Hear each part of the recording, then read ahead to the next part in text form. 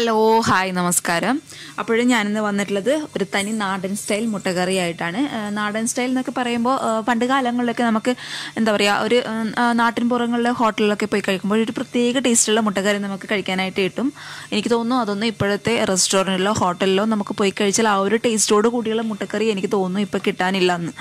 അപ്പോൾ ആ ഒരു ടേസ്റ്റോട് കൂടിയിട്ടുള്ള, എന്നാലും 100% എന്നൊന്നും പറയുന്നില്ല കേട്ടോ, എന്നിരുന്നാലും ഒരു 80%, 70-80% ആ ഒരു ടേസ്റ്റ് കൊണ്ടുവരാനായിട്ട് ഞാൻ ശ്രമിച്ചിട്ടുണ്ട്. അപ്പോൾ ഇഷ്ടപ്പെട്ടാൽ നിങ്ങൾ തീർച്ചയായിട്ടും ട്രൈ ചെയ്ത് നോക്കണം. ട്രൈ ചെയ്ത് നോക്കിയിട്ട് അഭിപ്രായങ്ങളൊക്കെ അറിയിക്കുക കേട്ടോ. അതുപോലെ എൻ്റെ ചാനലിൻ്റെ വീഡിയോസൊക്കെ ആദ്യമായിട്ട് കാണുന്നവരാണെങ്കിൽ ചാനൽ സബ്സ്ക്രൈബ് ചെയ്യാനും അതുപോലെ ഷെയർ ചെയ്യാനും മറക്കല്ലേ. അപ്പോൾ നമുക്ക് പെട്ടെന്ന് തന്നെ ഈ തനി നാടൻ സ്റ്റൈൽ മുട്ടക്കറി എങ്ങനെയാണ് റെഡിയാക്കുന്നത് നോക്കാം. നമ്മുടെ ഈസി മുട്ടക്കറി റെഡിയാക്കാനായിട്ട് ഞാനിവിടെ ഒരു പാൻ വെച്ച് കൊടുത്തിട്ടുണ്ട്. പാനിൽ അത്യാവശ്യം വെളിച്ചെണ്ണ ഒഴിച്ചു കൊടുത്തിട്ടുണ്ട് കേട്ടോ. വെളിച്ചെണ്ണ അത്യാവശ്യം ചൂടാകുമ്പോൾ ഞാൻ ഇതിലോട്ട് സവാള, അതുപോലെ പച്ചമുളക്, കറിവേപ്പില ഇട്ട് കൊടുത്തിട്ടുണ്ട്. സവാള ഞാനിപ്പോൾ ഒരു വലിയ സൈസുള്ള സവാള ചെറുതായിട്ട് കട്ട് ചെയ്തിട്ടുണ്ട്.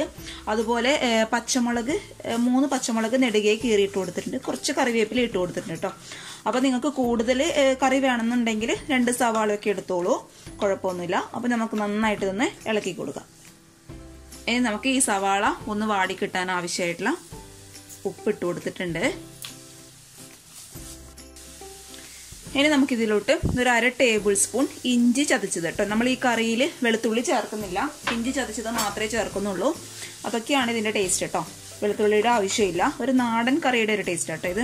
നമ്മുടെ എന്താ പറയുക, നമ്മൾ പണ്ട് ഹോട്ടലിലൊക്കെ പോയി കഴിക്കുമ്പോൾ ആ ഒരു ടേസ്റ്റ് പൂർണ്ണമായിട്ടില്ല, എന്നാലും കുഴപ്പമൊന്നുമില്ല കേട്ടോ, നമുക്ക് ഒപ്പിച്ച് കഴിക്കാം.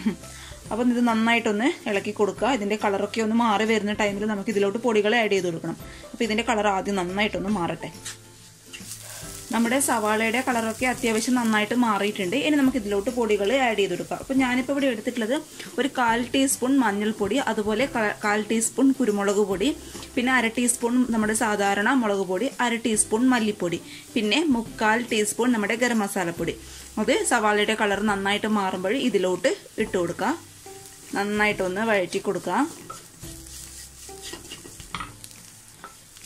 ഇനി നമുക്ക് ഇതിൻ്റെ കൂടെ തന്നെ കുറച്ച് കണ്ടോ, ഞാൻ പെരിഞ്ജീരകം ഒന്ന് പൊടിച്ചെടുത്തിട്ടുണ്ട്. മിക്സിയിലിട്ട് കറക്കി എടുത്തിട്ട് ഒന്ന് കുത്തിയെടുക്കുക കേട്ടോ. നമുക്ക് വേണ്ടു അതിൻ്റെ ഫ്ലേവർ ഒന്ന് മുന്നിട്ട് നിൽക്കാൻ വേണ്ടിയിട്ട് അത് നമുക്ക് ഇതിലോട്ട് ചേർത്ത് കൊടുക്കുക. ഒരുപാടായി പോകണ്ട കേട്ടോ.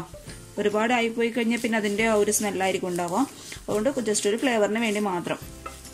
അപ്പം നന്നായിട്ടൊന്ന് വഴറ്റി കൊടുക്കും. നമ്മളിതിൽ കൂടുതൽ പൊടികളൊന്നും ചേർത്ത് കൊടുക്കുന്നില്ല, കാരണം നമ്മുടെ നാടൻ കറിയൊക്കെ ആകുമ്പോൾ നമ്മൾ പൊടികളൊക്കെ കുറച്ച് മാത്രമേ ഉപയോഗിക്കുള്ളൂ. അതാണ് ഇതിൻ്റെ ഒരു ടേസ്റ്റ് എന്ന് പറയുന്നത്. അപ്പം നന്നായിട്ട് ഇതൊന്ന് വഴഞ്ഞു വരട്ടെ കേട്ടോ. നമ്മുടെ പൊടികളുടെ പച്ചമണമൊക്കെ ഏകദേശം മാറിയിട്ടുണ്ട്. ഇനി നമുക്കിതിലോട്ട് തക്കാളി ഇട്ട് കൊടുക്കാം. ഞാനിപ്പോൾ ഇവിടെ ഒരു മീഡിയം സൈസ് തക്കാളിയുടെ പകുതി മാത്രമേ കേട്ടോ എടുത്തിട്ടുള്ളൂ. ഒരുപാട് തക്കാളി ഒന്നും വേണ്ട, നമുക്ക് ചെറിയൊരു പീസ് മതി. ഞാൻ ഇതിൻ്റെ ആ ഒരു പച്ച സ്മെല്ലും അതുപോലെ പേസ്റ്റ് പോലെയൊക്കെ ഒന്ന് ആവണം കേട്ടോ തക്കാളി. അതുവരെ നമുക്കൊന്ന് വഴറ്റി കൊടുക്കാം. നമ്മുടെ തക്കാളിയുടെ ആ ഒരു പച്ച സ്മെല്ലൊക്കെ ഏകദേശം മാറിയിട്ടുണ്ട്. ഇനി നമുക്ക് ഇതിലോട്ട് ഈ ഒരു കപ്പ് നിറയെ ഞാൻ തേങ്ങാപ്പാൽ എടുത്തിട്ടുണ്ട് കേട്ടോ. അത്യാവശ്യം കട്ടിയുള്ള തേങ്ങാപ്പാൽ തന്നെയാണ്. കറക്റ്റായിട്ട് പറഞ്ഞു കഴിഞ്ഞാൽ ഒരു 6 ടേബിൾ സ്പൂൺ തേങ്ങാപ്പാൽ കേട്ടോ. അത് ഇതിലോട്ട് ഒഴിച്ചു കൊടുക്കുക. നന്നായിട്ടൊന്ന് മിക്സ് ചെയ്യുക കേട്ടോ. ഞാൻ തേങ്ങാപ്പാൽ നന്നായിട്ട് മിക്സ് ചെയ്തിട്ടുണ്ട്. ഇനി നമുക്ക് ആവശ്യത്തിന് കുറച്ച് ചൂടുവെള്ളമാണ്, തിളച്ചുകൊണ്ടിരിക്കുന്ന വെള്ളമാണ്, തണുത്ത വെള്ളം ഒഴിക്കരുത്. വെള്ളം ഞാൻ ഒഴിച്ചു കൊടുത്തിട്ടുണ്ട്. ഇനി ഇത് തിളയ്ക്കുന്ന സമയത്ത് നമുക്കിതിലോട്ട് മുട്ട പുഴുങ്ങിയത് ചേർത്ത് കൊടുക്കട്ടെ. ഞാനിപ്പോൾ ഒരു 4 മുട്ട ഓൾറെഡി പുഴുങ്ങി വെച്ചിട്ടുണ്ട്. നമുക്ക് ഇതിലോട്ട് ചേർത്ത് കൊടുക്കാം. അതിന് മുന്നേ ഇത് നന്നായിട്ടൊന്ന് തിളയ്ക്കട്ടെ. നമ്മുടെ കറി നന്നായിട്ട് തിളക്കുന്നുണ്ട് കേട്ടോ. ഇനി നമുക്ക് ഇതിലോട്ട് പുഴുങ്ങി വെച്ച മുട്ട ഇട്ട് കൊടുക്കട്ടെ. ഞാൻ മുട്ട ഒന്ന് ഹാഫായിട്ട് കട്ട് ചെയ്ത് എടുത്തിട്ടുണ്ട്. അതല്ലെങ്കിലും കുഴപ്പമൊന്നുമില്ല കേട്ടോ. പക്ഷെ ഇങ്ങനെ കട്ട് ചെയ്യുമ്പോൾ ഒരു പ്രത്യേക ഒരു ടേസ്റ്റാണ്.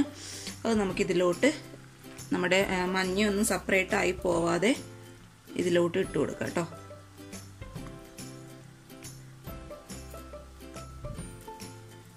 ഞാൻ മുട്ട ഇട്ട് കൊടുത്തിട്ടുണ്ട്. ഇതിൻ്റെ നമ്മുടെ ഈ ഗ്രേവി ഒന്ന് മുട്ടയുടെ മുകളിലോട്ടൊന്നാകുന്ന രീതിയിൽ ഒന്നിട്ട് കൊടുക്കാം കേട്ടോ. മഞ്ഞ സെപ്പറേറ്റ് ആക്കി കഴിഞ്ഞാൽ എന്താ കുഴപ്പം വെച്ചാൽ തിളക്കുമ്പോൾ അതിൻ്റെ ടേസ്റ്റ് മുന്നിട്ട് അങ്ങ് നിൽക്കും. അത് ഇഷ്ടമാണെങ്കിൽ കുഴപ്പമൊന്നുമില്ല. എനിക്കത് വലിയ താല്പര്യമില്ല, അതുകൊണ്ട് തട്ടാതെ നോക്കുക കേട്ടോ. ഇനി ഇത് അടച്ച് വെച്ച് ഒരു 10 മിനിറ്റ് നമുക്ക് നന്നായിട്ടൊന്ന് തിളപ്പിച്ചെടുക്കാം. അപ്പോഴേക്കും നമ്മുടെ ഈ മുട്ടയുടെ ആ ഗ്രേവിയൊക്കെ കറിയിലേക്കൊന്ന് പിടിച്ച് നല്ലൊരു ടേസ്റ്റ് ആയിരിക്കും. അപ്പോൾ നമുക്കിത് 10 മിനിറ്റ് ഒന്ന് അടച്ച് വെച്ച് തിളപ്പിക്കാം. നമ്മുടെ കറി നന്നായിട്ട് തിളച്ചിട്ടുണ്ട് കേട്ടോ. ഇത് മതി, ഒരുപാട് വറ്റിപ്പോണ്ട. കാരണം അറിയാമല്ലോ തേങ്ങാപ്പാലാകുമ്പോൾ ഇരിക്കുമ്പോൾ ഒന്നും കൂടി കുറുകി വരും. ഈ ഒരു ഇത് മതി. ഈ ഒരു നിങ്ങൾക്ക് കൂടുതൽ ഒന്നും കൂടി കട്ടി ആവണമെന്നുണ്ടെങ്കിൽ, കുറച്ചും കൂടി തിക്ക് ഗ്രേവി ആണെന്നുണ്ടെങ്കിൽ ഒന്നും കൂടി തിളപ്പിച്ചോളൂ കേട്ടോ. അപ്പോൾ ഞാനിത് ഓഫാക്കാൻ പോവാണ്. ഞാൻ ഓഫാക്കിയിട്ടുണ്ട്.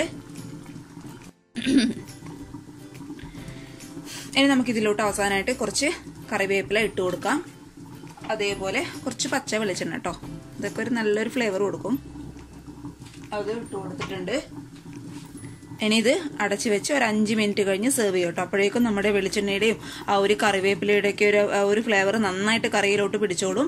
അപ്പോൾ ഇത് ചപ്പാത്തി, അതുപോലെ നമ്മുടെ അപ്പം, വെള്ളയപ്പത്തിൻ്റെ കൂടെയൊക്കെ നല്ലൊരു കോമ്പിനേഷൻ കേട്ടോ. ചപ്പാത്തിൻ്റെ കൂടെയൊക്കെയാണ് നല്ലൊരു കോമ്പിനേഷൻ അപ്പത്തിൻ്റെ കൂടെയാണ്. വെള്ളയപ്പം അതുപോലെയൊക്കെ നല്ലൊരു കോമ്പിനേഷനാണ്. അപ്പോൾ നിങ്ങളെല്ലാവരും ഇഷ്ടപ്പെട്ട് കഴിഞ്ഞാൽ തീർച്ചയായിട്ടും ട്രൈ ചെയ്ത് നോക്കുക. ട്രൈ ചെയ്ത് നോക്കിയിട്ട് അഭിപ്രായങ്ങളൊക്കെ അറിയിക്കുക കേട്ടോ. അപ്പോൾ അടുത്ത നല്ലൊരു വീഡിയോ ആയിട്ട് കാണും വരെ താങ്ക് യു. ബൈ.